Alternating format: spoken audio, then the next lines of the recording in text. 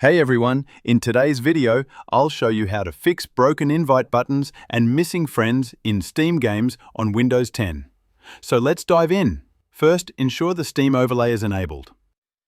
Open Steam, go to Settings and click In-Game. Check the box for Enable the Steam overlay while in-game. This fixes most invite issues as the overlay powers the invite system. Restart your game to apply changes. Next, make sure Steam and your game are up to date. In Steam, click Steam in the top left corner, then check for Steam client updates. Also, verify your game files. Go to your library, right-click the game, select Properties, then Local Files, and click Verify Integrity of Game Files.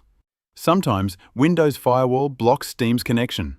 Open Control Panel, go to System and Security, then Windows Defender Firewall.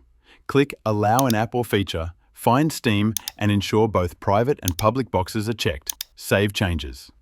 Still not working? Fully close Steam and restart it.